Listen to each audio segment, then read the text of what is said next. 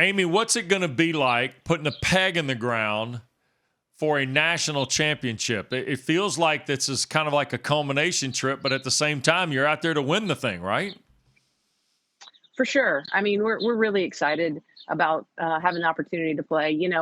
At the end of last week, only 24 teams were left to compete for a national championship. So we're pretty excited to get things going here later on in the week. When you have Beatrice in that lineup, you got to figure, you know what?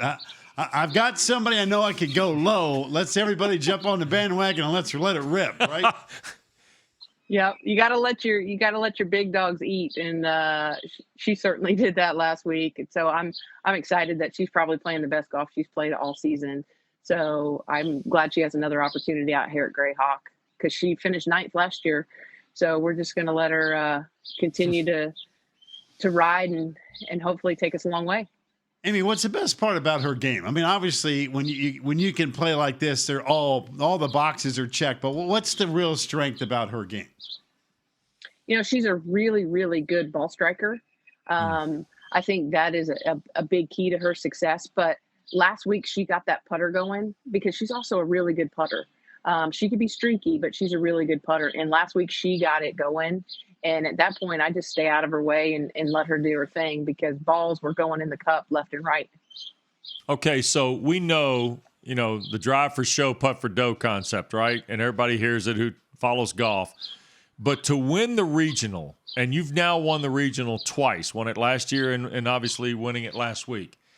The momentum piece of this, the mental side of success, how much do you value that now this week based on last week? And I know it's one event to the other if you're thinking about the tour, but in reality, does it count as much as I would think?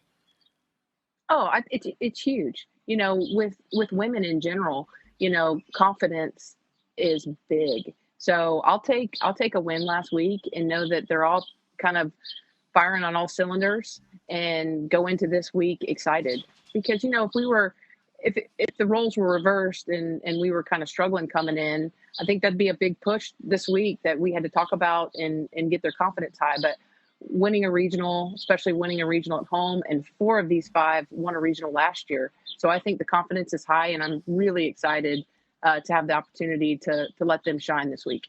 All right. So, Amy, are you the sneaky 10 seed? Are you the sneaky little 10 seed hanging out in Arizona this week after all the royalties up in front of you? Are you sneaky 10 coming in after a 17-shot win in the regional? I think so. I guess we're not sneaky anymore if you've just opened the door to everybody to kind of let them know that we might be the sneaky number 10. But, we're going to take each day as it comes and see what happens. It's a long, long week out here, but I would like to think that, Seminoles anyways, we kind of like to sneak up on people and show them what we can do. So I'm hoping that we're the sneaky 10 seed this week. But thank you for letting everybody else know that now. Amy, I'm not going to say a word. So we're back to square. Okay. We're back to dead even, but you know what? Playing enough competitive golf 1,000 years ago, it's an individual sport, but yet I've seen it trickle down to others. You mentioned, Beatrice starting to make everything she looks at. Hey, everybody talks. Man, if she's making it, I should make it. It's kind of funny how that works. Sometimes for the good, sometimes for the bad. Somebody starts hitting it poorly. All of a sudden, everybody starts hitting it left and right. And like, what's going on? But putting in particular is so mental that all of a sudden, hey, if you start thinking you're going to make every putt, man, you start talking to everybody on the team. It's like, hey, well, you know what? I'm going to start making every putt. It's weird how that works in golf. Oh, for sure. I mean, golf is a game of momentum. So if the girls start to see their teammates in front of them hole putts, then they think they can hole putts. I mean, last week was a great example because our number 4 player for the year, Alice Hodge, shot 65 and had the course record last week. So she got a hot putter as well and started hitting the ball well. So I definitely think it's a trickle-down effect. When they start to see other players make it, especially their teammates, it gives them a sense of confidence saying, hey, that hole's pretty big. So I think I can make them. So 100% agree with you on that point that momentum is huge and they start seeing the ball go in the cup and good things are going to happen. I mean, here's the other part. You mentioned what Alice did. Charlotte Heath and Amelia Williamson have been two of your more consistent players. In fact, I think they're the only other two to win events this year beside Beatrice, right? So that Correct. experience, you mentioned 4 of the 5 come back. That's a big deal when you get to the team concept here, especially the way this thing's structured out now with match play on the back end. Oh, definitely. Typically we get one practice round and then you jump into the regular rounds. This group they actually have 5 rounds at this golf course already. So the local knowledge is there.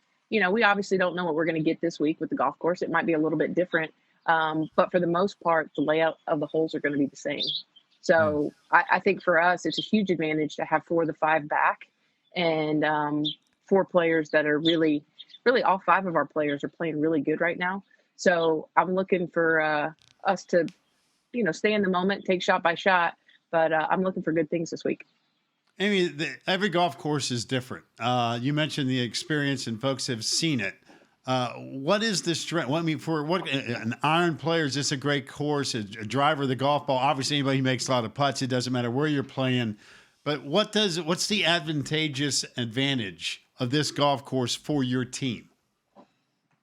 We're a good ball striking team, so I think this golf course suits us very well. It's a desert golf course. If you start to squirt it here and there, you're going to be in the desert and having to maneuver your way around cactus. So I'd like to keep it in the short grass, and it makes it a little bit easier when you're hitting from the middle of the fairway rather than from the dirt. So that I think is advantageous for us, is that we're a good ball striking team. So if we can get good target lines off the tee, then and hit our spots, I feel like we'll be playing from the right spots all week. Coach, I got to tell you, that cacti, it's the reason I gave up the game. You can't hit good shots from the cacti. I'm just going to tell you, I speak from experience here. That lush green grass, man, it's easy. Hit shots, cut shots, draws, whatever. You go to that cacti, brother, you're just looking to survive. You don't even care where the ball goes after a while. Amen to that. I mean, you don't know where it's going to go. Nope. Let alone you may not even find it. And those things are a little bit prickly. So as I tell the girls all the time, I don't want to be looking for golf balls. That's I want to be walking down the middle of the fairway and enjoying their company. I don't want to be stressed out and going, okay, here we go. Watch out for the jumping choyas, So I just assume them keep it in the short grass and make it a little easier on me. All right, I got a question. Being married to a former assistant golf coach at Georgia Tech for the men's program, that was her title, although she tells everybody she never pulled a club, which is smart. Here's my question. I know how golf coaches can be in events like this. So are you a wanderer? Do you wander around to different girls, or do you stay with one the whole way? And are you willing to be told to go away as a head golf coach at Florida State?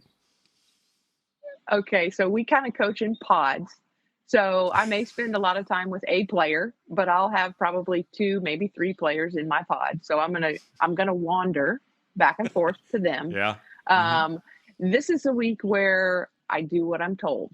So if a kid doesn't want me there and says, I'm good, coach, then to me, that's success. If they're on their own and can handle it, then we've done our job. So that's what I want. But if they're like, coach, come walk with me a couple holes, I just need you to be distracted, I am full of useless information. And so I can distract them a little bit, which is my goal, and just to help them succeed however I can. So whatever my role is this week for them, I plan on serving that role and being the best that I can be. Amy, how do you get away from golf? I mean, it's a pressure situation. You've reached the point where everybody wants to be, and that is playing for a championship. But after you hit balls, you go through the round, whether it be good, bad, indifferent, whatever. Yeah. How do you get away from it for this particular week? Just to say, hey, listen, you can't change a thing from what happened today. We'll go get them tomorrow. Good, or whether you shoot 68 or 78, doesn't matter. How do you get away from it for this week? The good thing about this group of girls in particular is they get along really well outside of golf, and we laugh a lot. So the goal is to be able to laugh at ourselves. So if I need to do something crazy, or one of my assistant coaches needs to do something crazy, or heck, any one of our players, we're going to really get away and just enjoy each other's company. We're going to go to the movies this week. We're not going to overanalyze golf. I mean, this is what they've worked hard for all year, and they're playing really well. So we're just going to kind of cut them loose. And when we're away from golf, we're away from golf. That doesn't mean talk about what happened during the day. So I think that's really important that we get away, we laugh, we eat some good food, and enjoy each other's company. I got to tell you, the part I've most found common ground with is that every once in a while you're just full of useless information to help your players and be distracting. We can do that, Pack. We would be excellent. That. We would be all America distractions if that's what the role calls for. You know, it's amazing. I bet you two could be golf coaches and distract them so good. I mean, I might give y'all the award for being the best distractors. But, you know, we have to be full of so much useless information. It's nuts. And I don't know how I come up with some of the stuff. I mean, we're talking about boyfriends, ice cream, you know, what's going to happen later on in the day. Heck, we even talk about shoe color. So it's all different kind of things, but we are literally full of it. I mean, last week at practice, we're picking frogs out of the hole. So, I mean, it's all kinds of stuff. We run the gamut. Hey, one quick question here, and I'm going to ask you about your colleagues in the league. How good can this league be in this event, Amy? I mean, you know how good, you know, the ACC is. You've been through the championship. You've seen it up close. Is this the kind of golf course where this league can be successful? I definitely think so. You know, I think we've got a lot of teams that are good ball strikers, and we have a tremendous coaching staff in the ACC. So I definitely think this is something that we can take advantage of. You know, we've got Greyhawk one more year after this one. So I fully believe that the ACC can make a run at this. You know, Duke's obviously won it. Wake's got a very good team. So does Virginia this year. So I really believe that the way that we hit the ball as a conference, it's certainly advantageous, along with we've got some really good putters. So those two things in my book are the keys to playing this golf course. So I think the ACC can make a run. Before we let you go, one more bit of useless information, but actually we will use this, this is to critical. Our advantage for your next appearance. We need to know what your walk-up music is, because next time we introduce you to the program, we got to know the answer to this question. So tag, you're it, Amy. What is the walk-up music for you specifically? Day of the match, getting out of bed, going to work, song, whatever the case may be. The get you going song, your favorite song, the one you sing along in the car, who knows? Oh, man, well, some of those are probably not appropriate for on the air, but I'm a country music listener. So a lot of mine are sad love songs.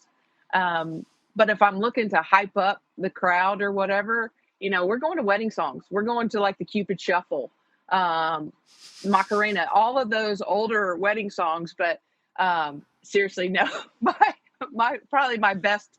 I am a Rascal Flatts and a Sugarland. Sugarland, fan. Old school, nice. Yeah. So my favorite Sugarland song is called "Settlin'." Now she's talking about settling for a man and raising the standards, but I'm talking about more like I'm not going to settle. We're gonna go out there and I'm gonna do the best that I can every day, and the sky's the limit. So the good Lord has blessed me very well. So I'm not going to settle for mediocre. I'm going to settle for the best that I can. There you go. You're going to settle for about a 2.